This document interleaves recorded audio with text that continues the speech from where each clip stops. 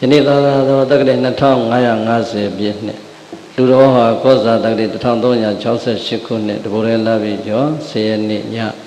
9:40မိနစ်အချိန်ရန်ကုန်တိုင်းဗုဒ္ဓထောင်မြို့နယ်ဗုဒ္ဓထောင်ကြိုက်ဒီအစန္ဒဟုစီရီတော်စပူဥ္စာတိလောကမဟာအောင်မဟာမုနိဖရာဗုဒ္ဓပူဇနီယပွဲတော်ဗုဒ္ဓဝန္တရခိတအသင်းဤဆင်ကျင်းပပူဇော်သောဓမ္မသဘင်ဝေဟောကြားအပ်သောခောဒကနိကေဓမ္မပဒပါဠိတော်ထကရာပွင့်တော်၌လာရှိသောဘုဗုဒ္ဓကသောနာထေရီဇတ်တော်ဇဝတ္ထုကိုအကြောင်းပြုအခြေခံတန်းစားစဉ်ဟောကြားအပ်သောအမေအိုရဲ့ဓမ္မအောင်လံအမည်ရသောတရားတော်သိသိပါတရားနဲ့အမေအိုရဲ့ဓမ္မအောင်လံနဲ့အသက်ကြီးတော်လည်းပဲထပ်တဲ့ဝရိယတရားကို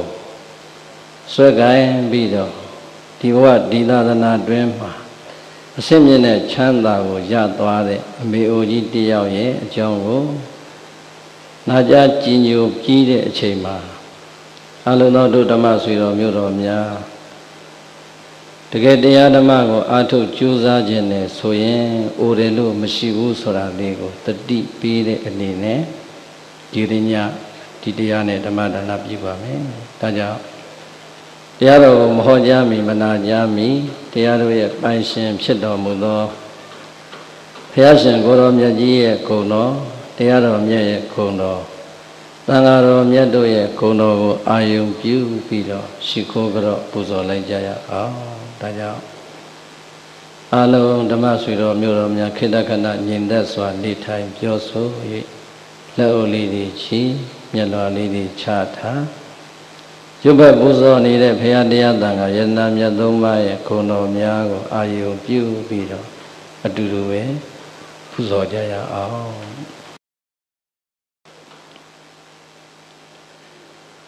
ဘုရားလောကေ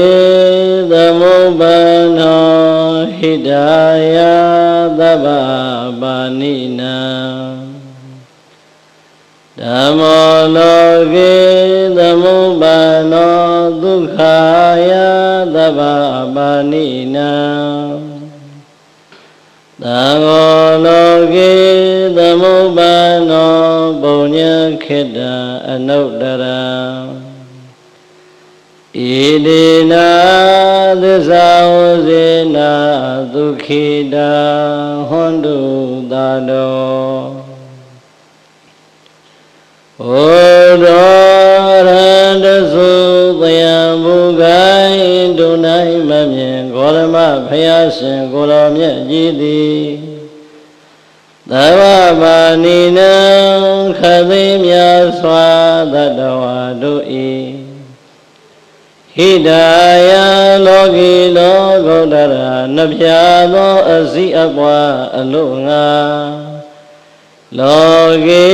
လူပြေနယလောကရအတွင်၌သမုပ္ပန္နောကောင်းစွာမသွေပွင့်ထွန်းပေါ်ပေါက်တော်မူလာပါ၏ဓမ္မောမလိတံဖို့လိတံနိဗ္ဗာန်ပရိယဟုဆိုသောအမြတ်တော်ထာဆေပါသောတရားတော်မြတ်ကြီးသည်သဗ္ဗပါဏိနံခသိမြတ်စွာသတ္တဝါတို့၏ဒုက္ခာယကိုချမ်းသာဖို့ယံစိတ်ချမ်းသာဖို့ယံဒီဘဝချမ်းသာဖို့ယံဘဝဓမ္မလုံးချမ်းသာဖို့ယံအလို့ငါလောကေလူပြေနယလောကရအတွင်၌သမုပ္ပန္နောကောင်းစွာမသွေဝင်ထွန်းပေါ်ပေါက်တော်မူလာပါ၏သံဃောမက္ခတလိရောက်ဖလထံလိရောက်ဆွသောရှေးရောက်သောအရိယာသံဃာတော်မြတ်နှင့်တကား ယခုလည်းရှိထင်မောသံဃာတော်အရှင်မြတ်ပေါင်းတို့သည်သဝပါဏိနံခသိမြတ်စွာတတ္တဝါတို့၏အနုတ္တရံအတုမရှိမြတ်လားစွာသောဘုံညခေတံကောင်းမှုမျိုးတို့စိုက်ပျိုးခြင်းချရာလေယာမြေကောင်းကြီးသဖွယ်လောကီလူပြည်နဲ့ရဲ့လောကရဲ့အတွင်း၌သမုပ္ပန္နောကောင်းစွာမသွေပွင့်ထွန်းပေါ်ပေါက်တော်မူလာပါ၏ဣတိနာသစ္စာဝစေနာဣသောနုသံဘောဓုပြန်၍ဟောမှစွာပြောဆိုရသောဗနာမသစ္စာစကားကြောင့်သာတရောတရားချစ်ခင်စိတ်ကောင်းဝင်ကြကုန်သောသင်္သူတော်စင်တရားနာပရိသတ်ပေါင်းတို့သည်ဒုက္ခိတာအန္တရေပြောက်ပြက်စီဝါတက်လျက်စေဆက်ရွှင်လန်းဝဗန္တတာချမ်းသာခြင်းရှိကြကုန်သည်ဟွန်တုဖြစ်ကြပါစေကုန်သတည်းနေဒုက္ခသာကိုယ်ဆင်းရဲစိတ်ဆင်းရဲကိုယ်စိတ်နှပါတို့၏ဆင်းရဲစွာသောဆင်းရဲအပေါင်းတို့မှလည်းကင်းဝေးကြကုန်သည်ဟွန်တုဖြစ်ကြပါစေကုန်သတည်းနေဝယသာအတ္တနုဝါဒဝိပရဏုဝါဒဝိတန္တဝိဒုက္ခတိဝိအစာရှိကုန်သောမကောင်းသောဘိယပေါင်းတို့မှလည်းကင်းဝေးကြကုန်သည်ဟွန်တုဖြစ်ကြပါစေကုန်သတည်းနေသောကသာမညုမမိန်တို့ရှိန်၍ဆိုရိမ်မနောကြောင့်ကြမှုဆွေကိုကျွေးခြင်းတို့မှလည်းကင်းဝေးကြကုန်သည်ဟွန်တုဖြစ်ကြပါစေကုန်သတည်းဟွန်တုယခုစွာသောသစ္စာစကားနှင့်ဘုလိုအပ်သောမေတ္တာတရှိန်ဝါတို့ကြောင့်အချိန်မကြာကိုယ်စီကိုယ်ငါဖြစ်တော်မူနိုင်ကြပါစေကုန်သတည်း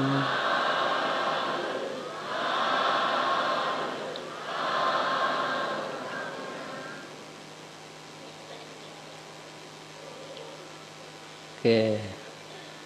ချမ်းသာသလိုတတ်တာသလိုထိုင်ပြီးတော့နာပါဘာတရားလဲအမေအိုရဲ့ဓမ္မအောင်လံတဲ့နော်ယောဇဝဒတတံဇီဝေကုသိတောဟိနဝိရိယောဧကဟံဇီဝိတံသေယောဝိရိယမာရပတောတံလံယောဇဝဒတတံဇီဝေကုသိတောဟိနဝိရိယောဧကဟံဇီဝိတံသေယောဝိရိယမာရပတောတံလံဘေကဝေပရိသလေးပါးจิตသာจิตသမီးတို့ယောဇအကျင့်ပုဂ္ဂိုလ်တယောက်သည်ကကိုယ်သိတော်ပြင်းရင်ညီငွေလာသည်ဖြစ်၍ဟိနဝိရိယောမိမိမှာရှိနေတဲ့လုံလဝရိယတရားတွေကိုလျှော့ချထားသည်ဖြစ်၍ဝသသတံနှစ်ပေါင်းတရားကာလကြာအောင်စေစည်းဝေယအကယ်၍များအသက်ရှင်၍နေခဲ့냐အံတသမောဂလတာထိုလုံလဝရိယကင်းပြည့်ပြီးတော့အသက်ရှင်နေတဲ့ပုဂ္ဂိုလ်ဤဇီဝေတံဇီဝနာတော်ဒီဘဝဒီသာသနာကြီးမှာလာပြီးတော့အသက်ရှင်ရခြင်းသည်ဒီရောတကယ်မြတ်တဲ့အသက်ရှင်ခြင်းသည်နာဟောတိဘယ်တော့မှမဟုတ်ပါကြီး ပါပိယောယုံဉာဏ်နှင့်အောက်တောင်းကြတဲ့အသက်ရှင်ခြင်းသည်ဟောတိဖြစ်ပါပေ၏ဝရိယမိမိတို့ရှိအပ်တဲ့လုံးလဝရိယတရားကိုတောင်းလောင်မြဲမြဲမြံမြံပြင်းပြင်းထန်ထန်အာရဘတောအာရဘံတသအထောအသောပုဂ္ဂိုလ်ဤဧကဟံတဏိတယတဏနတနာဤကလေးမြဇီဝေတံဇိဝနာတောဒီဘဝဒီသာသနာဤအတွင်မှလာပြီးတော့အသက်ရှင်ခြင်းသည်ဒီရောတကယ်မြတ်တဲ့အသက်ရှင်ခြင်းသည်ဟောတိဖြစ်ပါပေ၏ပါပိယောယုံဉာဏ်နှင့်အောက်တောင်းကြတဲ့အသက်ရှင်ခြင်းဆိုတာ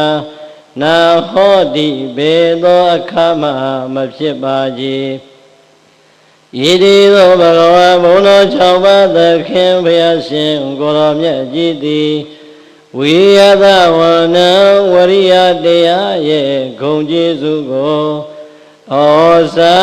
ကရုဏာရှိသောမေတ္တာအဖြင့်မိန်ကြတော်မူခဲ့ပါပေသတည်း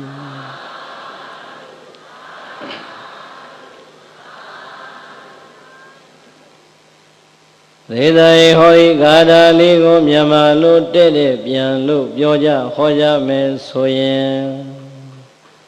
လူတယောက်ဟောဒီဘဝဟောဒီသာသနာဤထဲမှာနှစ်ပေါင်း100ကာလကြာအောင်အသက်ရှင်ခွင့်ရမယ်သေတယေနှစ်ပေါင်းဘယ်လောက်လဲနှစ်ပေါင်း100ကာလကြာအောင်အသက်ရှင်ခွင့်ရနေတဲ့အဲ့ဒီပုဂ္ဂိုလ်ရဲ့အသက်ရှင်ခြင်းသည်လုံလဝရိယတွေကလည်းကင်းနေမယ်ပြင်းပြင်းရည်ရည်နဲ့အသက်ရှင်နေမယ်ဆိုရင်နဲ့အဲဒီလုံလဝရိယကင်းပြီးတော့ပြင်းပြင်းရည်ရည်နဲ့အသက်ရှင်နေတဲ့ပုဂ္ဂိုလ်ရဲ့နှစ်ပေါင်း100ကာလကြာအောင်အသက်ရှင်ရခြင်းသည်ဒီဘဝဒီသာသနာဤထဲမှာလာပြီးတော့အသက်ရှင်ခွင့်ရလိုက်တာဖြင့်မြတ်သောအသက်ရှင်ခြင်းမဟုတ်သေးပါဘူးဝရိယကင်းပြီးတော့အသက်ရှင်နေနှစ်100ပဲနေရပါစေပြိဿမြတ်သောအသက်ရှင်ခြင်းဖြစ်ပါမလားမြတ်သောအသက်ရှင်ခြင်းမဖြစ်သလိုပါပဲဒီဘဝကြီးထဲမှာအကြာကြီးနေသွားလို့ဝရိယကင်းပြင်းပြင်းတွေ့နဲ့အသက်ရှင်တဲ့အချိန်မှာကုသိုလ်လုပ်ငန်းတွေဘာတစ်ခုမှမပြုခဲ့အကုသိုလ်တွေနဲ့သာအချိန်ကုန်သွားတဲ့အတွက်ကြောင့်နဲ့အဲ့ဒီပုဂ္ဂိုလ်ရဲ့ပြန်ရလန်းကရောပြိဿရဲ့အမြင့်ရောက်မလားအနှိမ့်ရောက်မလားအနှိမ့်ရောက်အောင်မှာဟုတ်လားဒီဘဝကြီးထဲမှာလည်းနှစ်ပေါင်း100နေခွင့်ရတယ်မြတ်သောအသက်ရှင်ခြင်းမရယုံနဲ့မကပဲနဲ့ယုံနိုင်နဲ့အောက်တန်းကြတဲ့ဘဝကိုသွားရမယ်အသက်ရှင်ခြင်းဆိုရင်ခေတ်စကားနဲ့ပြောရင်ပြိဿရဲ့လွမ်းလောက်ပါမလားမလွမ်းလောက်ဘူးနှစ်100ဘာသွားပြီးတော့တန်ဖိုးရှာမလဲဟုတ်လား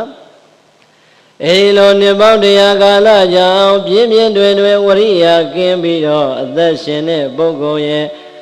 အသက်ရှင်ခွင့်ရခြင်းသည်ဘာတန်ဖိုးမှမရှိတဲ့ယုံနေတဲ့အသက်ရှင်ခြင်းဖြစ်တယ်လို့ပဲဒီဘဝဒီသာသနာဤထဲမှာလူဖြစ်ခွင့်ရတဲ့အချိန်လူသားတရားရဲ့ထက်သန်တဲ့လုံလဝရိယတရားကိုမြဲမြဲမြံမြံပြင်းပြင်းထန်ထန်အာရဘတောအာရဘန္တတအမြဲတမ်းအာထုံနေတဲ့ပုဂ္ဂိုလ်ရဲ့ဝရိယတရားကိုထက်လဲထက်သန်နေမြဲလဲမြဲမြံနေပြင်းပြင်းထန်ထန်နဲ့အမြဲတမ်းအာထုနေတယ်ဆိုရင်အဲဒီလိုဝရိယတရားမြဲမြဲမြံမြံပြင်းပြင်းထန်ထန်နဲ့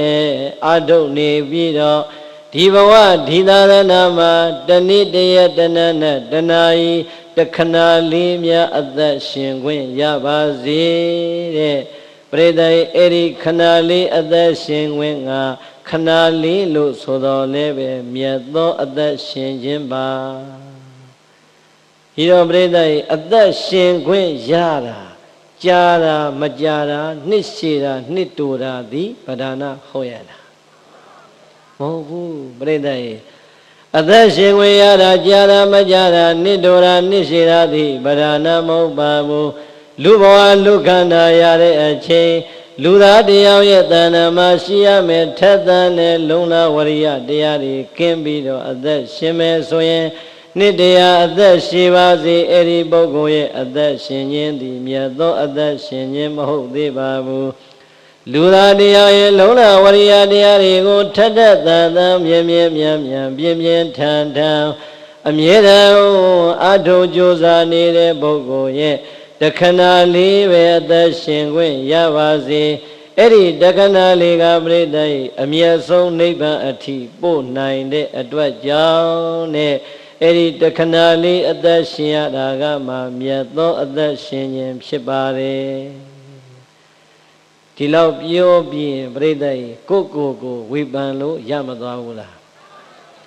ငါသည်လုံလဝရိယတွေထက်သန်ပြီးတော့အသက်ရှင်နေတဲ့ပုဂ္ဂိုလ်လားငါသည်လုံလဝရိယတွေကင်းပြီးတော့အသက်ရှင်နေတဲ့ပုဂ္ဂိုလ်လားရဲ့လို့ကိုဆင်ញင်သုံးသပ်လိုက်ပြီးဆိုရင်ပြိတ္တိကိုယ့်ရဲ့အသက်ရှင်ခြင်းဟာအမျက်ဖက်ပါနေတယ်အယုတ်ဖက်ပါနေတယ်ဆိုတာကိုယ်တိုင်ဆုံးဖြတ်လို့မရဘူးလားရတယ်ဒီတော့ပြိတ္တိဘယ်ဘက်ပါသွား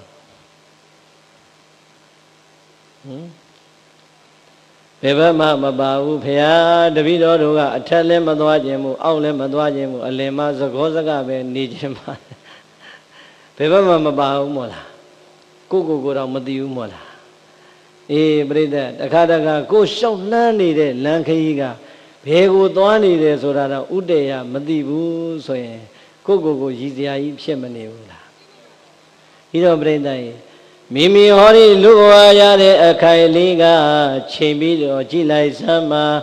လူဘဝဆိုတဲ့ရခဲ့တဲ့ဒုံလဘတရားကိုလည်းမိမိတို့ရနေတဲ့အချိန်ကြည်လိုက်ပြန်တော့ဂေါရမမြတ်စွာဘုရားရဲ့သာသနာတော်တွင်မှာဖယားရှင်သတ္တော်ထင်ရှားမရှိပေမဲ့ပြိတ္တိဖယားရဲ့ကိုယ်စားမှန်ကန်တဲ့တရားတော်တွေအဆုံးအမတွေသာသနာကြီးနဲ့တည်တံပြီးတော့လူဖြစ်ခွင့်ရနေတာလူလည်းဖြစ်တဲ့သာသနာနဲ့ရောကြုံမနေဘူးလားလူဖြစ်ခွင့်လည်းရနေတယ်သာသနာကြီးနဲ့လည်းကြုံတွေ့ခွင့်ရနေတယ်သာသနာကြီးနဲ့ကြုံမြန်တော့လေပြိတ္တိကိုယ်တိုင်ကဟောဒီသာသနာထွန်းကားနေတဲ့ဟောဒီနိုင်ငံမှာလူဖြစ်ခွင့်ရနေတယ်နိုင်ငံရဲ့လူမျိုးရဲ့ဘဝရဲ့ဆင်းရဲချမ်းသာကိုဒုပရိသဘာရီနဲ့ဘလို့ပဲပိုင်းပြီးတော့ပြောအခုကိုရနေတဲ့ဘဝကတော့တကယ့်လူသားတယောက်ရဲ့မြင့်မြတ်တဲ့ဘဝကိုကောင်းကောင်းကြီးရမနေဘူးလားအကယ်များတို့တရားဓမ္မပေါင်းသူတော်ကောင်းနေလူဖြစ်ခွင့်တော့ရပါရဲ့သာသနာထွန်းကားတဲ့ဟောဒီခေတ်မှလည်းလူဖြစ်ပါရဲ့သို့သောသာသနာမရှိတဲ့နိုင်ငံမှာများသွားပြီးတော့လူဖြစ်နေမယ်ဆိုရင်သာသနာကြီးနဲ့အခွင့်အခါကြုံတော်လဲပြိတ္တိသာသနာနဲ့ထိတ်တိုက်တွေ့နိုင်ရဲ့လားမတွေ့နိုင်ဘူးဒါကြောင့်အခွင့်ကောင်းကတော့ဒုပရိသတ်လက်ထဲအကုန်ရမနေဘူးလား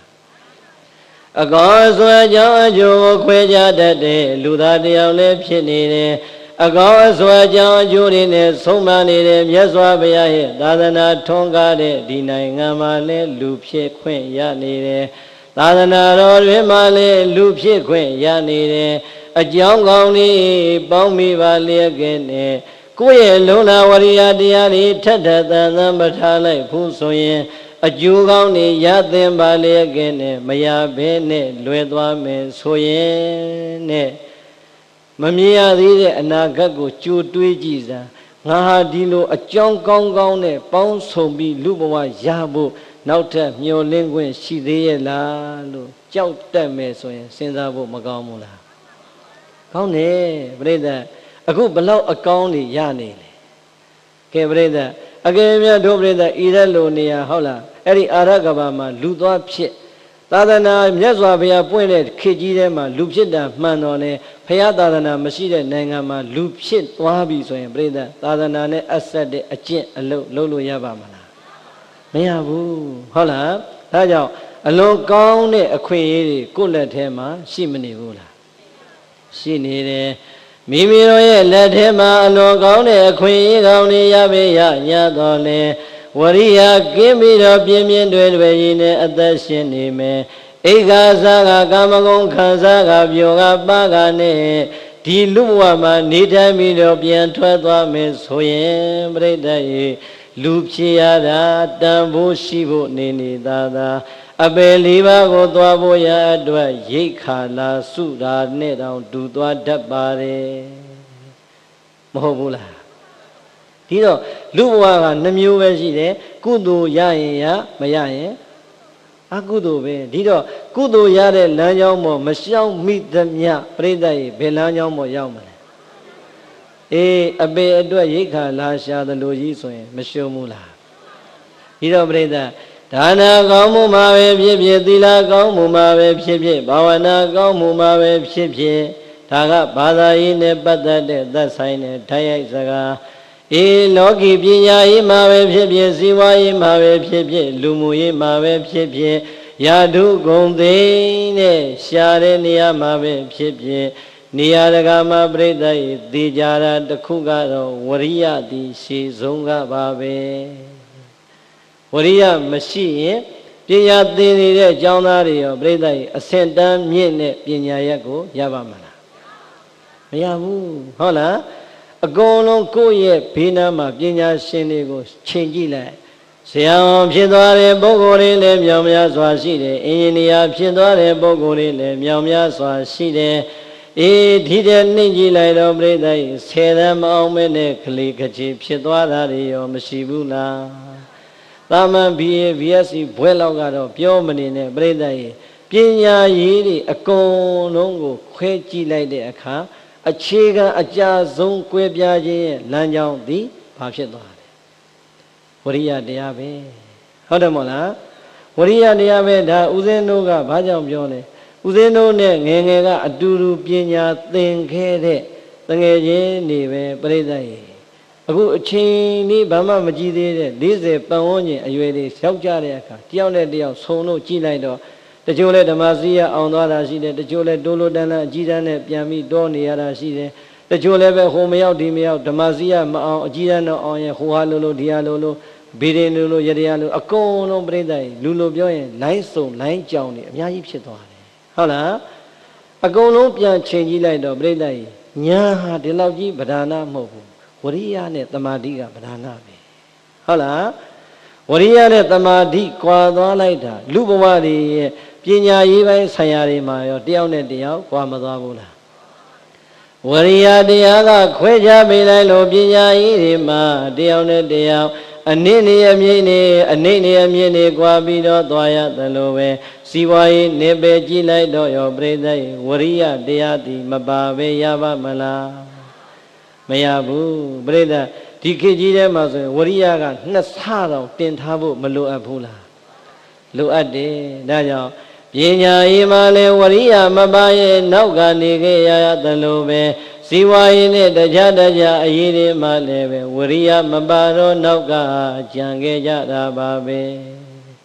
ဒီတော့ဝရိယတရားကအကောင်းနေကြည့်ရွေးပြောရင်ရောဝရိယတရားနဲ့ပဲရှင်ပြောလို့မရဘူးလားပညာရေးပြီးတော့ကုသိုလ်ရေးကြည့်လိုက်ဒါနာကောင်းမှုလုပ်ငန်းကိစ္စတွေမှာလည်းပြိတ္တရေဝရိယနောက်ကျသွားတဲ့ပုဂ္ဂိုလ်တွေမိမိလူမဲလို့ရည်မှန်းထားတာတောင်မှသူများရှိကလူသွားလို့နောက်ကကြတော့နောက်ဆုံးဟာပဲလှူရတာဖြစ်တတ်ပါတယ်ဒါနာကောင်းမှုမှာတော့ပြိတ္တကိုနောက်တလန်းနောက်ကျသွားရင်ကိုလူချင်းတဲ့အလှူတွေဆန္ဒရှိပါရဲ့ကဲနဲ့လက်လွတ်ရတာကိုယ်တိုင်စဉ်းစားကြည့်ကြုံမှုသလားမကြုံဘူးလားကြုံမှုတယ်ဟုတ်လားဒါနာကောင်းမှုမှာကြုံရသလိုသီလကောင်းမှုမှာလည်းဝရိယနဲ့လို့ဝရိယကင်းလို့မရလိုက်တဲ့အကျင့်တွေမြောင်များစွာအမြတ်ဆုံးဖြစ်တဲ့ဘာဝနာကောင်းမှုကိုအချိန်မီမပွားထားတဲ့အတွက်ကြောင့်ဘဝနောင်ရီမှာတန်တရာလွတ်ကြောင်းမပြောပါနဲ့ဒီဘဝကြုံလာတဲ့လောကရန်တရားကိုတော့မှဘယ်စီးနဲ့မိယာမမသိလောက်အောင်ခံစားရတတ်ပါတယ်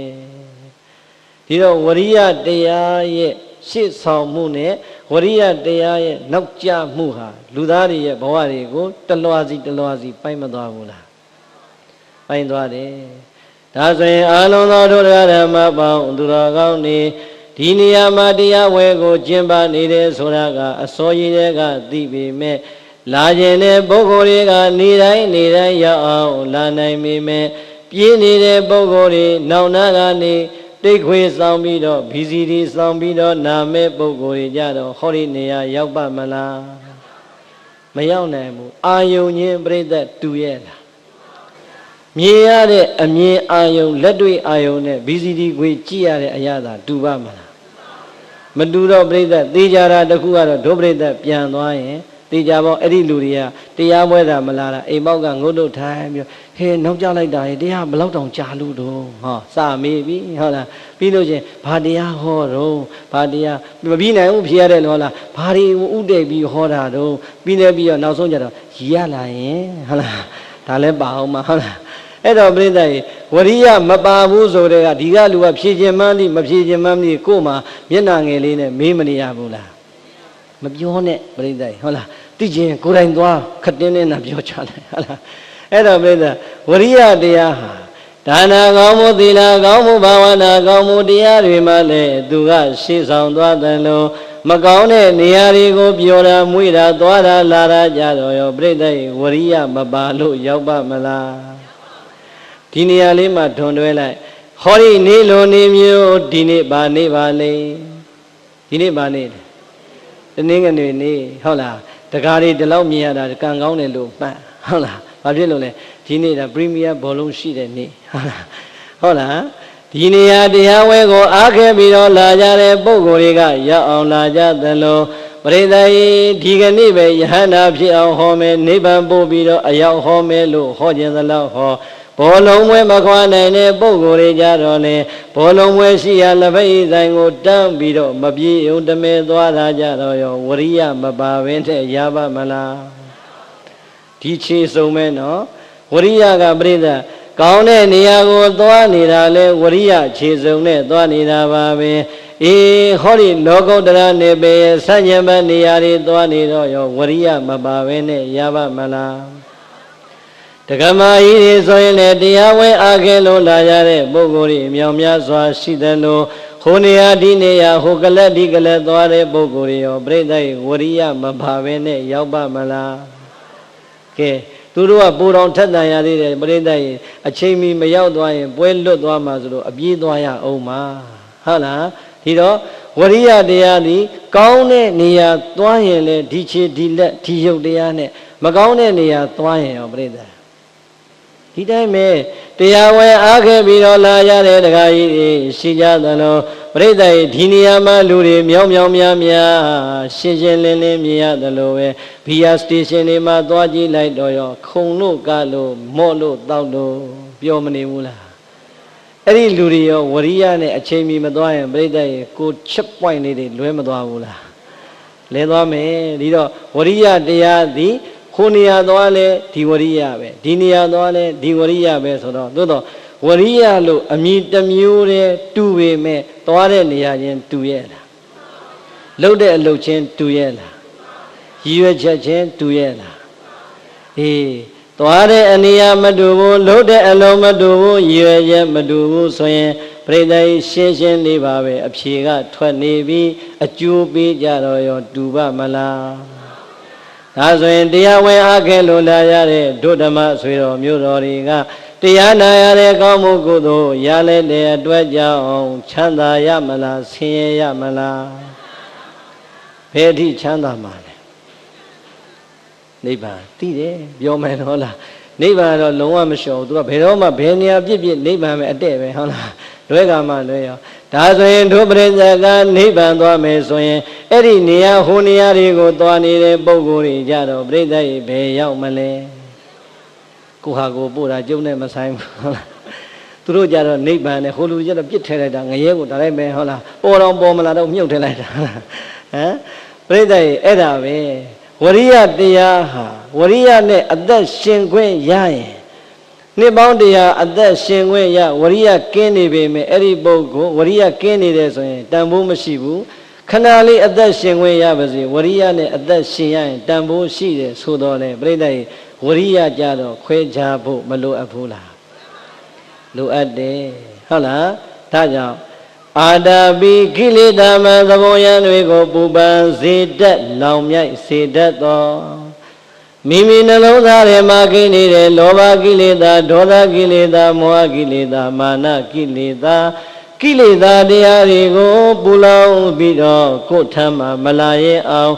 ကြောက်လန့်သွားအောင်တိုက်ဖြတ်နေတဲ့ဝရိယတရားမျိုးကိုမှဗုဒ္ဓရှင်တော်မြတ်ကသမ္မပဒံလုံလဝရိယတရားလို့ခေါ်ပါတယ်။ဟာဝရိယလေ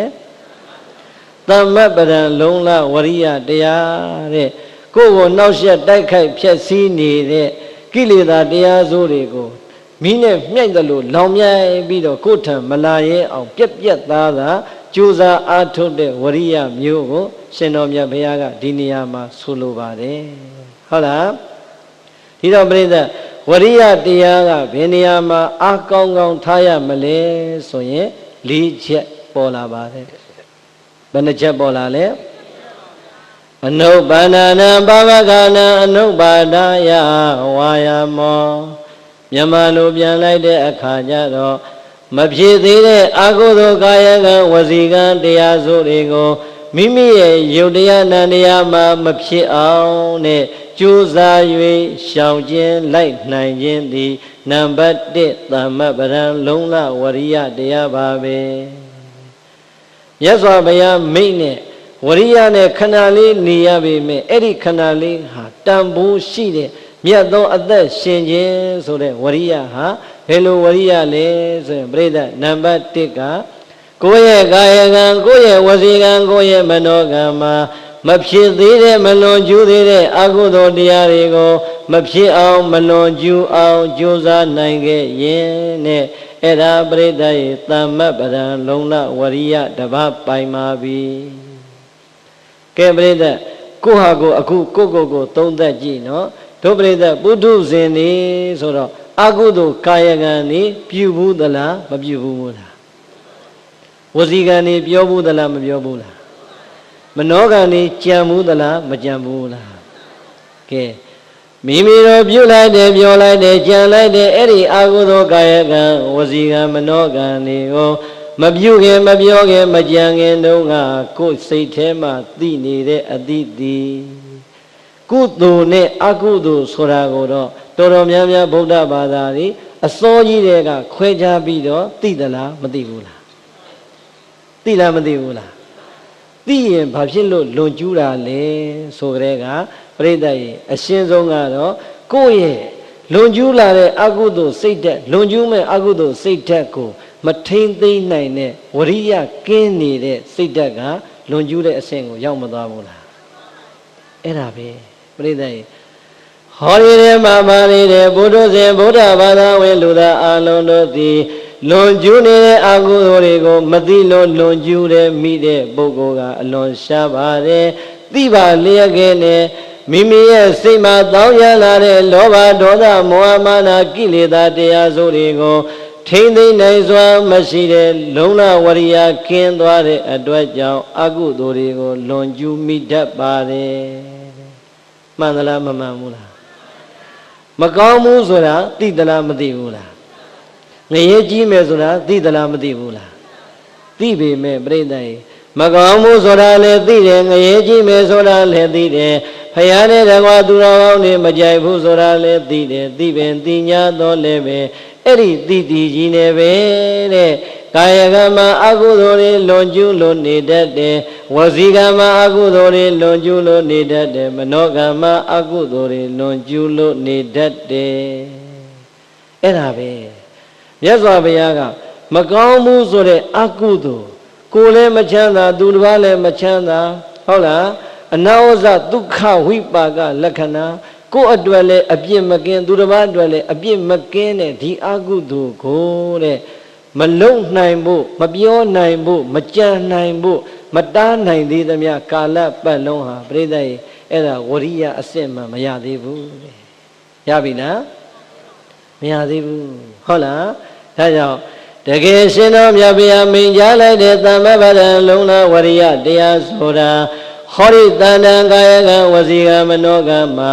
မ မကောင်းမှုအာဟုသောတရားတွေမဖြစ်ပေါ်သေးတာကိုဘယ်တော့မှမဖြစ်ပေါ်အောင်တဲ့ငါရအောင်ကြိုးစားလိုက်မယ်လို့ရှောင်ကျဉ်လိုက်နိုင်တဲ့သဘောကိုသမ္မပဒံလုံလဝရိယတရားလို့ခေါ်ပါတယ်ဒီတော့မြန်မာလိုလေးနံပါတ်1မှတ်မယ်ဆိုရင်မလွန်ကျူးသေးတဲ့အကုသိုလ်ကိုမလွန်ကျူးအောင်တားနိုင်ခြင်းသည်နံပါတ်1သမ္မပဒံလုံလဝရိယတရားဟုတ်လား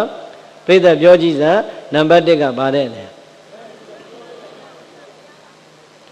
မလွန်ကျူးသေးတဲ့အကုသိုလ်ကာယကံဝစီကံမနောကံတရားတွေကိုငါမလွန်ကျူးနိုင်အောင်ကြိုးစားမယ်လို့ပြင်းပြင်းထန်ထန်ထက်ထက်တန်တန်ဟောဒီရုပ်တရားဟောဒီနှုတ်စကားဟောဒီစိတ်ဓာတ်တွေမှာမရှိအောင်မလွန်ကျူးအောင်ကြံစည်နိုင်လိုက်ပြီဆိုရင်နဲ့အဲ့ဒါမှတကယ်သမ္မပဒံလုံလဝရိယတရားပါ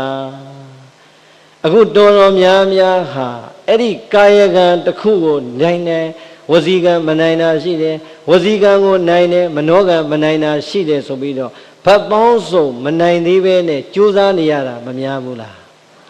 တကယ်တမ်းတော့ပြိဿကြီးကာယကံနဲ့ဝစီကံကိုထိမ့်သိမ့်နေလိုက်တယ်ဆိုရင်ပဲမိမိတို့အမြဲတမ်းစောင့်တည်ကျင့်သုံးရမယ်သီလတရားကိုလုံခြုံအောင်ကြိုးစားလိုက်ရင်သမ္မပဒံလုံလဝရိယတရားကအလိုလိုနေနဲ့ပြည့်စုံမနေဘူးလား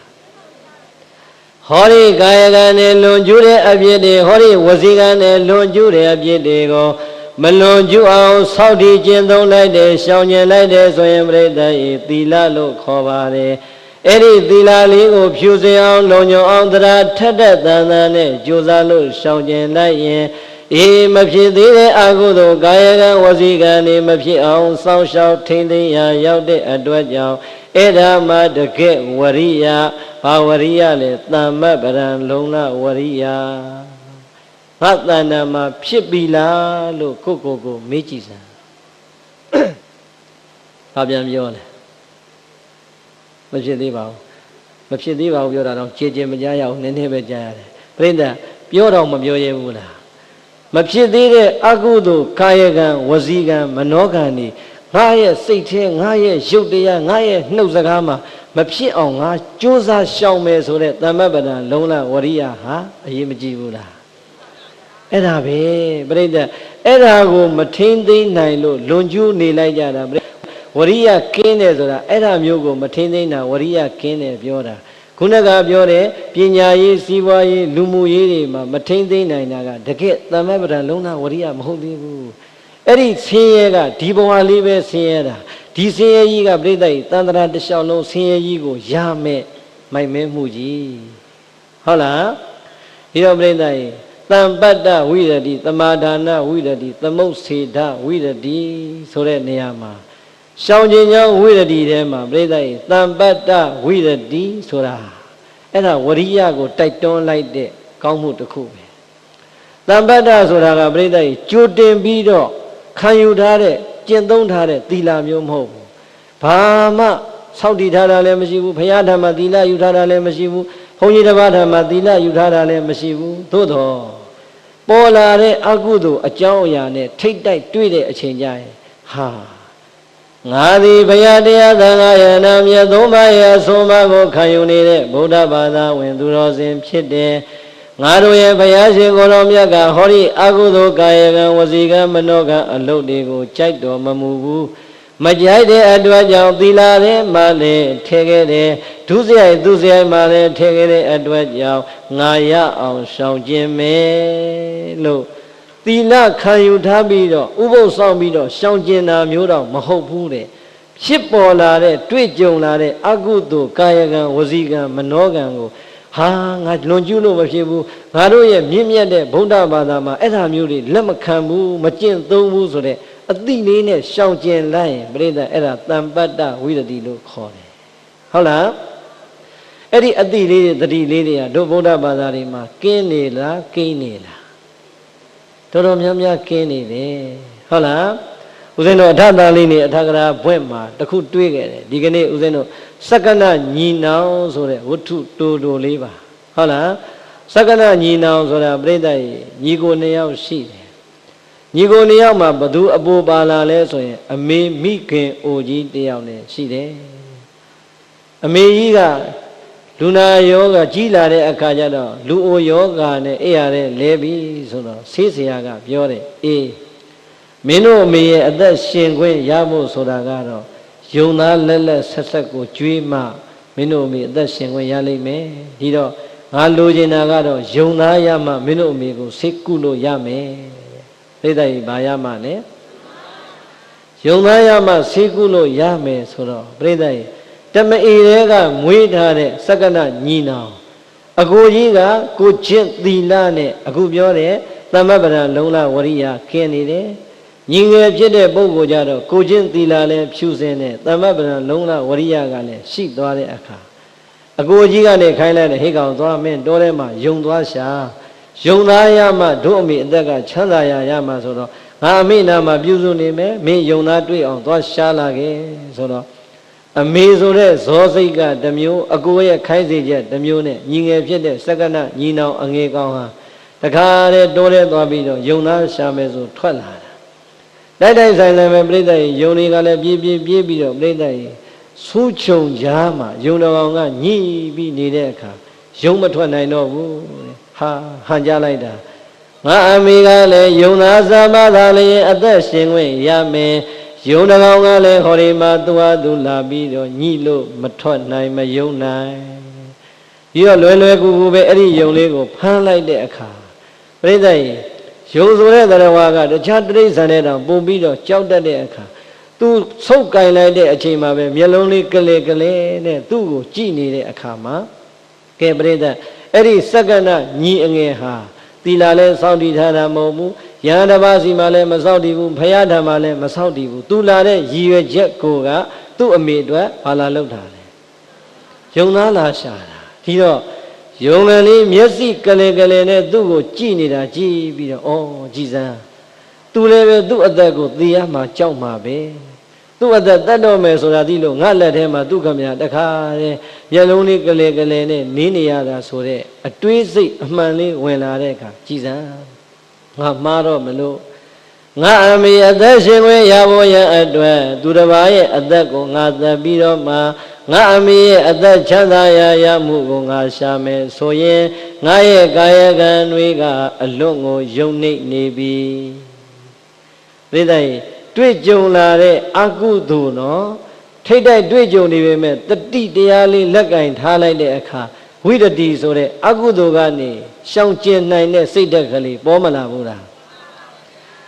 တရိစ္ဆာန်တကောင်ရဲ့အသက်ကိုရင်းပြီးတော့မှငါအမေရဲ့အသက်ကိုရှင်ခွင့်ရမယ်ဆိုရင်ငါရဲ့ကာယကံတွေကအမေအသက်ချမ်းသာအောင်တော့ငါအတွက်ကတော့ယုံနေတဲ့နေရာကိုသွားရတော့မှာဒီတော့ငါဘလို့မှမတတ်နိုင်ဘူးငါအမေအတွက်ငါသစ္စာစကားကလွဲရင်အာမကူတော့ဘူးဆိုပြိဿရဲ့မိနေတဲ့ယုံလေးကိုအသက်ချမ်းသာရပေးလိုက်တယ်ကဲမိမိရဲ့ကာယကံဝစီကံမနောကံမှာမလွန်ကျူးသေးတဲ့အကုသိုလ်တရားထိတ်တိုက်တွေ့တာတောင်မှတတိတရားလေးနဲ့ဘုရားရဲ့အဆုံးအမလေးကိုတတိတရားရှိလိုက်တဲ့အခါမှာလွန်ကျူးမဲ့အကုသိုလ်ဟာပြိဿချက်ချင်းကြီးလွဲမသွားဘူးလားအဲ့ဒါမျိုးကိုပြောတာဟုတ်လားအာလုံးသောဒုရဂဓမ္မပေါင်းသူတော်ကောင်းနေလေတခါမှာသာဝနေအတွက်ဇီဝတွေရှာနေရတယ်ပညာတွေရှာနေရတယ်ယာတုဂုံသိနေလောက်ကင်နေရတဲ့အခါပရိသတ်ရေကိုယ့်ရဲ့ကာယကံဝစီကံမနောကံတွေကိုကိုယ်တိုင်ပြန်ပြီးတော့စစ်ဆေးကြည့်စမ်းမှာအေးမကောင်းတဲ့အကုသိုလ်ကာယကံဝစီကံမနောကံတွေကိုပြုတော့ပြောတော့ကြံတော့မယ်ဆိုရင်ဩဘုရားရှင်ကိုယ်တော်မြတ်လည်းမကြိုက်သူတော်ကောင်းတွေလည်းမကြိုက်အတ္တကြီးမားတဲ့ဟောဒီအကုသိုလ်ကြီးကငါ့ကိုဒီဘဝမှာလည်းပြန်လဲလို့ဟောလဲစေလိမ့်မယ်ဘဝတမလွန်မှာလည်းနေကြတဲ့ဘဝကိုပို့လိမ့်မယ်လို့ရှောင်ကျဉ်လိုက်နိုင်ပြီဆိုရင်တော့အေးအဲ့ဒါဘုရားမိတ်နဲ့နံပါတ်1သမ္မပဒံလုံလဝရိယတရားပါပဲတတိထားရင်ရှောင်လို့မရဘူးလားရတာဗောပြိဿယဟန်နေတဲ့ပုထုဇဉ်မဲ့သင်္ကန်းဝတ်ထားပြီမဲ့ပြိဿလူနဲ့ဆိုင်ယဟန်နေမှာအကျင့်သီလသိက္ခာဖို့မြောင်များစွာထမ်းရွက်ထားရတော့ယဟန်နေမှာအဲ့ဒီအကုသိုလ်တော်တော်များများကင်းမနေဘူးလားကင်းနေတာပြိဿကြီးရှောင်လို့ကင်းတာလားမရှောင်လို့ကင်းတာလားရှောင်လို့ကင်းလို့ဟုတ်လားယ ရဟန်းလည်းပဲတတိလွတ်ကင်းသွားလို့အာကုသိုလ်အမှုလွန်ကျူးမယ်ဆိုရင်ကြီးမားတဲ့အာကုသိုလ်တွေမကျူးနိုင်ဘူးလားကျူးနိုင်တယ်ဒါကြောင့်ပြိဿရဲ့မိမိရဲ့ဘုရားအစွန်မှာတရားအစွန်မှာသံဃာအစွန်မှာလေးကိုတတိတရားလက်ကင်ထားလို့ရှောင်ကျဉ်လိုက်မယ်ဆိုရင်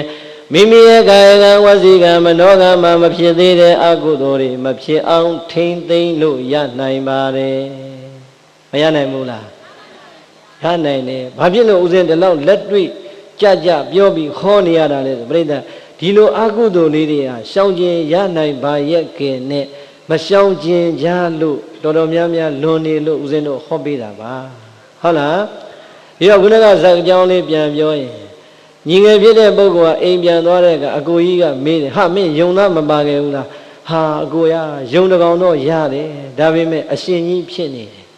ဒီယုံလေးအရှင်ကသူ့ကိုဗျာကျုပ်ကဖမ်းလိုက်တော့မျက်လုံးလေးကလေးနဲ့သူတရားမှာကြောက်နေတာကျုပ်မြင်လို့ဟာငါအမေအသက်ချမ်းသာရဖို့ရန်အတွက်တိရစ္ဆာန်တကောင်ကိုငါကကာယကံမြောက်လွန်ကျူးတတ်ရမယ်ဆိုတာမဟုတ်သေးပါဘူးဘုရားဟောတရားကြီးနဲ့ဆန့်ကျင်ဘက်ဖြစ်နေပါတယ်ဆိုပြီးတော့ကျုပ်လွတ်ပေးလိုက်တဲ့အကိုကြီးဟာ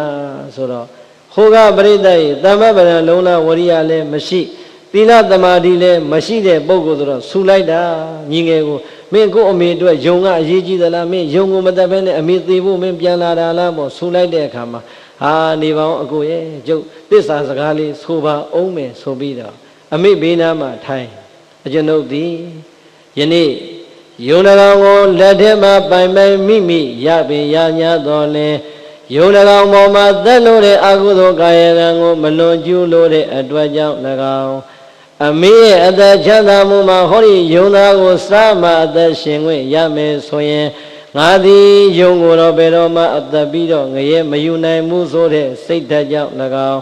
ကျွန်ုပ်လူမှန်သိတတ်စအရွယ်ကလေးကတခြားသောတတ္တဝါတရိစ္ဆာန်တွေကိုဘာတစ်ခုဘာတစ်ကောင်မှမသက်ဘူးတဲ့ကုသိုလ်ကံကြောင့်၎င်းဒီသစ္စာစကားကြောင့်ကျွန်ုပ်အမေတွေ့ကြုံခံစားနေရတဲ့ယောဂဆိုဝေဒနာဆိုဟာအမြန်ဆုံးပျောက်ကင်းပါစေဆိုပြီးတော့သစ္စာဆိုလိုက်တာပြိဿရဲ့အမေတွေ့ကြုံခံစားနေရတဲ့ယောဂဝေဒနာလည်းအမြန်ဆုံးပျောက်ကင်းချမ်းသာသွားတယ်ဟုတ်လား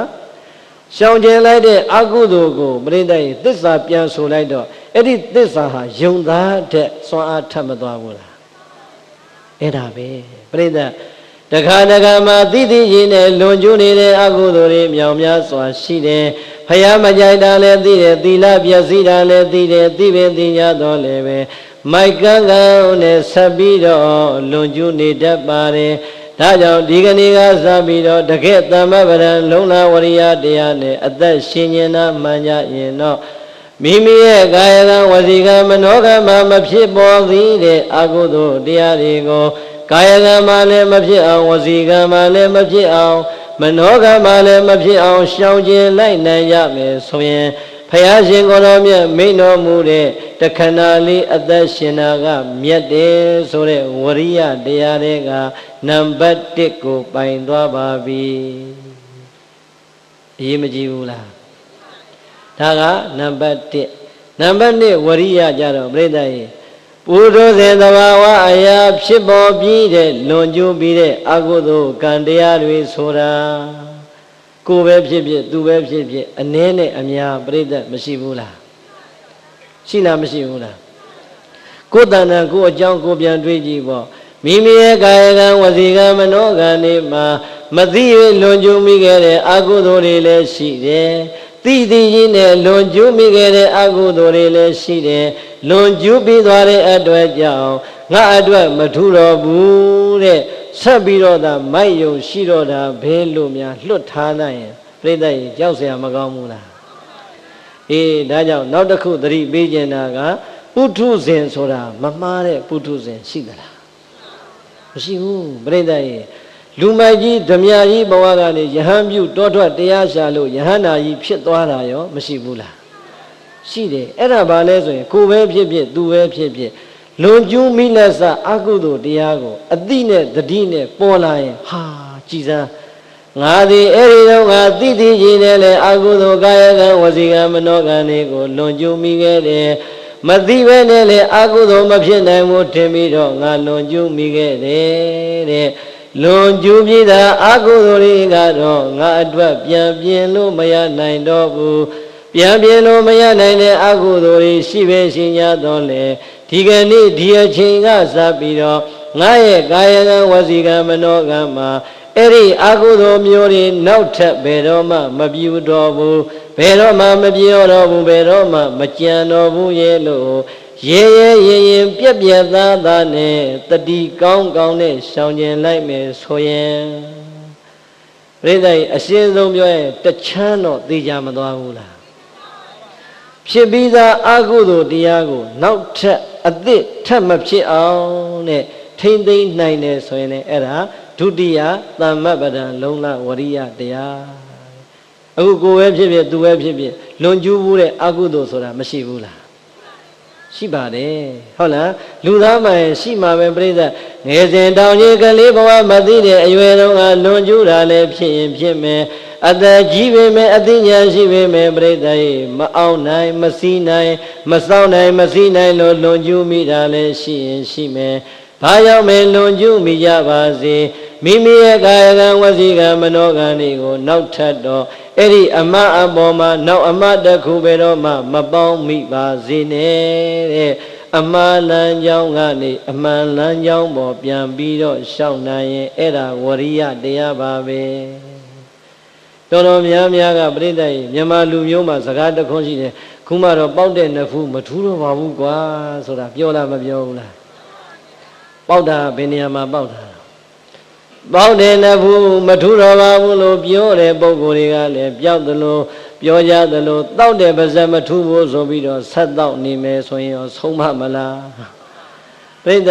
အကုသိုလ်ဆိုတာအကုသိုလ်မှန်သိတဲ့အချိန်ရှောင်ကျဉ်နိုင်ပြီဆိုရင်တတ်တာမသွားဘူးလားကဲဥပမာပြိဿရေဇီးပင်ခုတ်လိုက်လို့ရှိရင်ဇီးပင်ကထွက်လာတဲ့အတက်တို့ပြိဿခဏခဏမမြင်ဘူးလား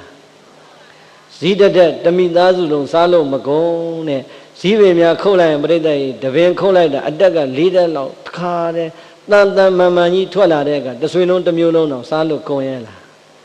အေးအဲ့ဒီလိုမဖြစ်စေနဲ့တဲ့ပြိဿရေကျူပင်ခုတ်ကျူငုတ်မကြံဆိုသလိုပဲအငုတ်မကြံအမြင့်မကြံအောင်နောက်တဲ့ဟောဒီကာယကံဝစီကံမနောကံအကုသိုလ်တွေငါတဏ္ဍာမှာဘယ်တော့မှအဖြစ်မခံတော့ဘူးလို့ရင်းရင်ပြက်သားတဲ့သူတော်ကောင်းတို့ရဲ့တမ္မပဒံလုံလဝရိယတရားသာလက်ကင်ထားရင်မှားမိတဲ့အမှားပေါ်မှာနောက်ထပ်အမှားဆိုတာပေါင်းပါအောင်မလားမပေါင်းတော့ဘူးဒါကြောင့်မှားမိတဲ့အကုသိုလ်ကာယကံဝစီကံမနောကံတွေရှိခဲ့ကြတဲ့ဆိုရင်လည်းပဲပရိသေအဲ့ဒီအကုသိုလ်ကာယကံဝစီကံမနောကံတွေကိုနောက်ထပ်ဘယ်တော့မှအဖြစ်မခံကြပါနဲ့နော်မဖြစ်ဘူးတဲ့ဆိုတာတော့ရှိပါမလားရှိပါဘူးဦးဇင်းတို့လည်းငယ်ငယ်ကတော့ပရိသေသိရတော်၎င်းမသိရတော်၎င်းမိုက်မားရတော်၎င်းအကုသိုလ်ကာယကံဝစီကံမနောကံတွေရှိခဲ့တာပါပဲဟုတ်လားအတိနဲ့တတိနဲ့တွဲသွားပြီးအတိညာလည်းရင့်တန်လာပြီးတတိကလည်းခိုင်လာပြီးဆိုတဲ့အခါကျတော့နောက်ထပ်မဖြစ်အောင်အိုးကြည်စမ်းအဲ့ဒီတော့ငါလွန်ကျူးတဲ့အကုသိုလ်ကြီးအံ့ဩဖို့ကောင်းလိုက်တာတကယ်ဆိုငါရှောင်နိုင်ဖို့ကောင်းတာပေါ့ဆိုတဲ့အတွေ့မှန်လေးနဲ့နောက်ထပ်မဖြစ်အောင်ရှောင်လိုက်ရင်ပြိဿဒီဘဝရောဘဝတမလွန်ရောတန်ဖိုးရှိတဲ့ရှောင်ကျင်မှုတစ်ခုရမသွားဘူးလားရသွားတယ်ဒီတော့ပြိဿရေတော်တော်များများပေါ့လေဒီထဲမှာအခုပြောနေရတဲ့စကားတော်တော်များများထဲမှာတောက်တာစားတာကိစ္စကလည်းတော်တော်ကိုပြောလာရတယ်ဟုတ်လားကျွန်တော်မြန်မာနိုင်ငံမှာဘာတွေတိုးတက်နေတော့မသိဘူးသိကြတာတခုကတော့တောက်တဲ့လူကတော့ပိုတိုးလာတာသိကြတယ်ဟုတ်လားတယောက်နဲ့တယောက်ဧခံရင်တောက်တာလေးနဲ့ဧခံတယ်ကဲတောက်တဲ့ကိစ္စကောင်းလားမကောင်းဘူးလားမကောင်းမိမဲ့ပြိဿတိုးလာသလားညော့သွားသလားတောက်ဘူးတဲ့ပုဂ္ဂိုလ်တွေကလည်းမထူပါဘူးဆိုပြီးတော့ဆက်ပြီးတော့တောက်ကြတယ်မတောက်ဘူးတဲ့ပုဂ္ဂိုလ်တွေကလည်းတောက်ဘူးတာကိုမှခုံယူစရာထင်ပြီးတော့တောက်လိုက်ကြတာ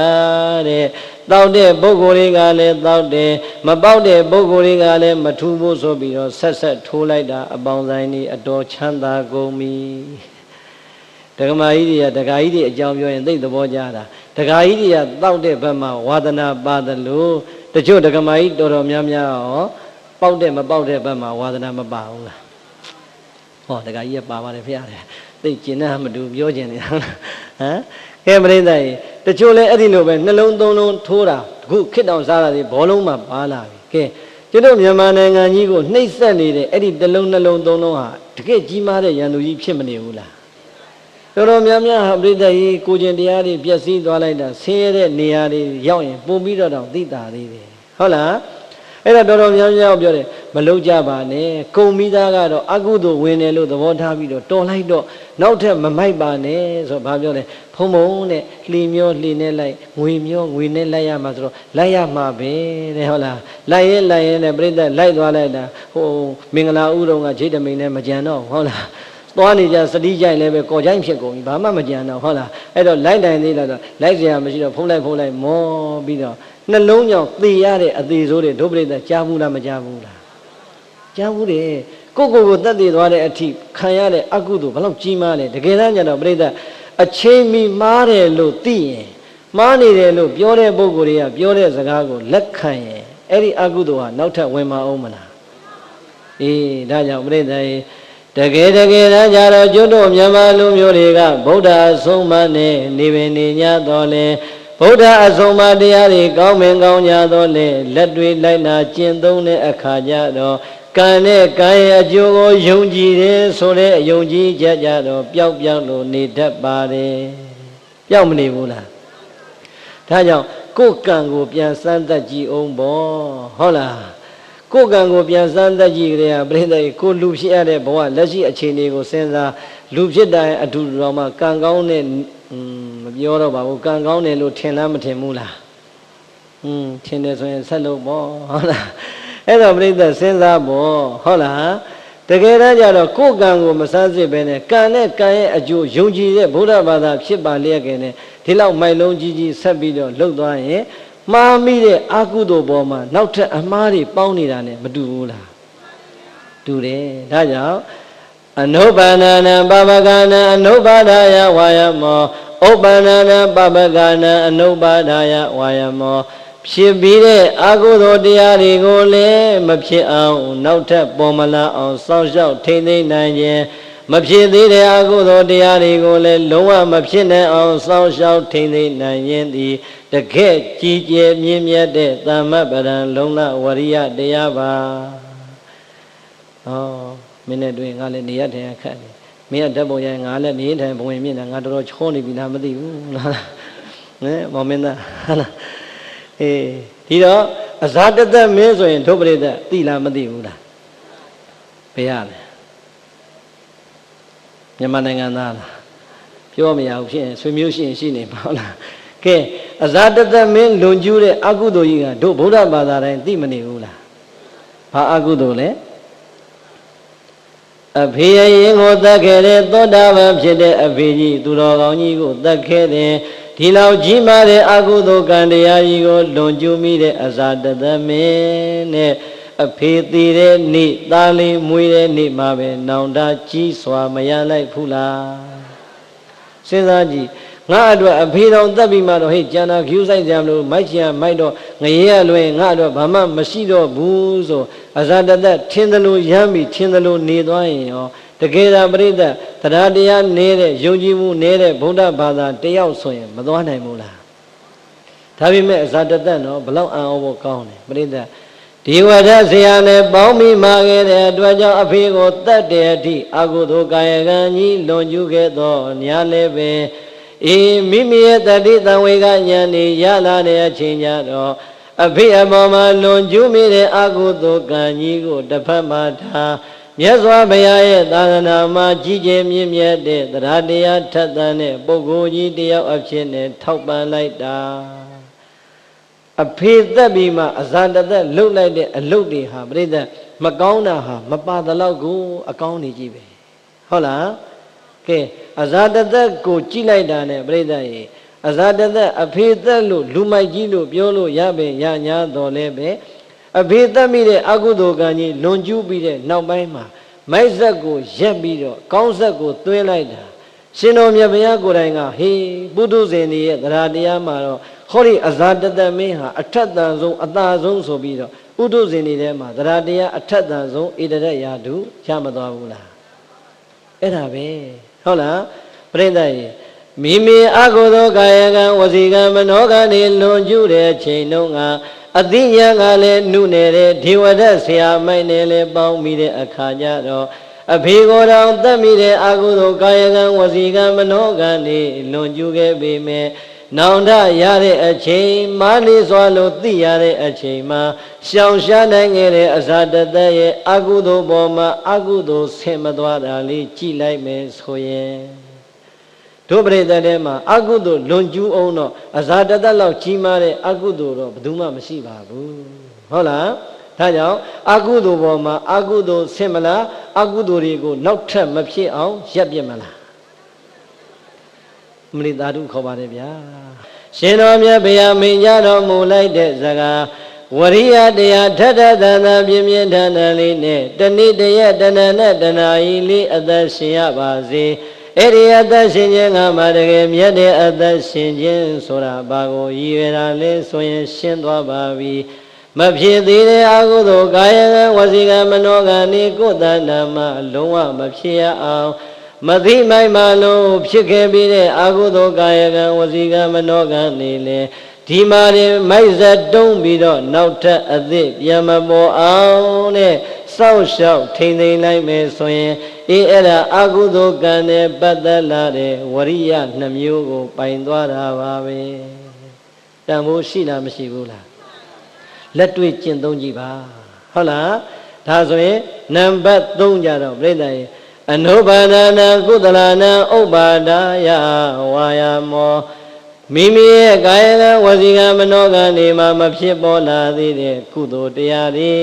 ဒါနာကုသိုလ်ပဲဖြစ်ဖြစ်သီလကုသိုလ်ပဲဖြစ်ဖြစ်ဘာဝနာကုသိုလ်ပဲဖြစ်ဖြစ်တရားနာရတဲ့ကုသိုလ်ပဲဖြစ်ဖြစ်ဝေယဝိဇ္ဇာဆောင်ရွက်ရတဲ့ကုသိုလ်ပဲဖြစ်ဖြစ်ပရာဟိတလုပ်ငန်းတွေဆောင်ရွက်ရတဲ့ကုသိုလ်ပဲဖြစ်ဖြစ်ပရိသတ်ရေကိုယ်လည်းအပြစ်ကင်းတယ်သူလည်းအပြစ်ကင်းတယ်ကိုယ်လည်းချမ်းသာတယ်သူလည်းချမ်းသာတယ်ဆိုတဲ့ကုသိုလ်လုပ်ငန်းကိစ္စမှန်သမျှတွေကိုယ်တဏ္ဍာမှာစုံအောင်ရပြီလားလို့မေးကြည့်ပရိသတ်ဘာပြောမလဲ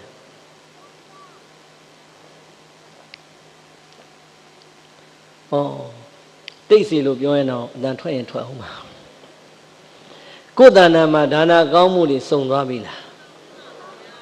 သီလကောင်းမှုတွေရောဘာဝနာကောင်းမှုတွေရော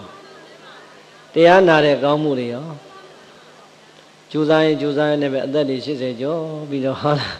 ဟမ်ပြိဿတရားနာတာတော့မှသူတို့ကသတင်းကြားတာအောင်ဖို့ကောင်းတယ်ပန်းဖလက်များဝေးပြီးဆိုဟဲ့ဘယ်နေ့ဘယ်ဘုံကြီးအဲ့ဘုန်းကြီးပြင်းတယ်မသွားဘူးအဲ့ဘုန်းကြီးရှည်တယ်မသွားဘူးအဲ့ဘုန်းကြီးဟောတာတမျိုးကြီးပဲနားမလည်ဘူးမသွားဘူးဟုတ်လားမလေးသူတို့ကဘုန်းကြီးတောင် choice နဲ့လုပ်တာဟုတ်လားတရားပွဲတွေကျင်းပတဲ့လူကတော့သိမ်းပေါင်းမြောင်များစွာကုန်ခံပြီးတော့ကြွားကြပါလာကြပါနဲ့ဖိတ်နေရတာသူတို့ကဘုန်းကြီးကိုအမဲ choice နဲ့ဟုတ်လားဒါတော့မှကိုကြိုက်တဲ့ဘုန်းကြီးပါပြီဆိုရင်တော့အဲ့ဒီနေ့ပြန်ပြီးတော့သတင်းစာဖတ်လိုက်တယ်ဟဲ့ဒီညကိုရီးယားဘာချီနေတော့ဘာကားတော့ဟုတ်လားဒါဆိုရင်တော့စဉ်းစားအောင်မယ်ဟုတ်လားအဲ့တော့ပြိဿမဖြစ်သေးတဲ့ကုသိုလ်တရားကိုဟုတ်လားဖြစ်အောင်ကြိုးစားရမှာလားမဖြစ်အောင်နေရမှာလားမဖြစ်သေးတဲ့ကာယကံကုသိုလ်တွေဝစီကံကုသိုလ်တွေမနောကံကုသိုလ်တွေဟောဒီကိုယ့်ရဲ့ယုတ်တရားနဲ့နှုတ်စကားကိုယ့်ရဲ့စိတ်အစဉ်မှာတဲ့အမြဲတမ်းဖြစ်ဖို့ကြိုးစားနေတယ်ဆိုရင်တော့မှပရိသတ်မဖြစ်သေးတော့လေကြိုးစားနေတယ်ဆိုရင်သမ္မပဒံလုံးလဝရိယကတော့စတင်လို့ရနေပါပြီငါသည်ငါရဲ့ချွေးနိစာစစ်စစ်လေးတွေနဲ့ဒါနကုသိုလ်တွေမှာသွမ်းသင်္ကာကြောင့်စီပြည့်စည်လေးပါဆိုအောင်လှူလိုက်မယ်ငါရဲ့ကာယကံဝစီကံမနောကံနေရင်ပြီးတော့ငါရဲ့ယုတ်တရားနဲ့နှုတ်စကားကိုထိမ့်သိမ့်လိုက်တဲ့သီလကုသိုလ်တွေငါရအောင်ဆောက်တည်ကျင့်သုံးမယ်ငါရဲ့စိတ်အစဉ်မှာတောင်းကျမ်းနေတဲ့လောဘဒေါသမောဟမာနကိလေသာတရားစိုးတွေကိုဘယ်တော့မှအမြဲတမ်းအကောင်းကောင်းမထားနိုင်တော့ဘူးများရာကနေအောင်နေရာကပါအောင်ပါရာကခြုံငိမ့်အောင်ငါကြိုးစားလိုက်မယ်လို့ဒါနသီလဘာဝနာကုသိုလ်တွေပေါ်မှာပြိတ္တရေတိုးပွားအောင်ကြိုးစားပြီးတော့လက်တွေ့ကျင့်သုံးနိုင်ရင်အဲ့ဒါနံပါတ်3သမပရံလုံးလဝရိယတရားကိုဖြည့်ကျင့်နေတာပါပဲအရေးမကြီးဘူးလားတော်တော်များများရဲ့နေ့စဉ်ဘဝပြိတ္တစဉ်းစားကြည့်စမ်းကုသိုလ်တွေတိုးနေတာလားအကုသိုလ်တွေတိုးနေတာလား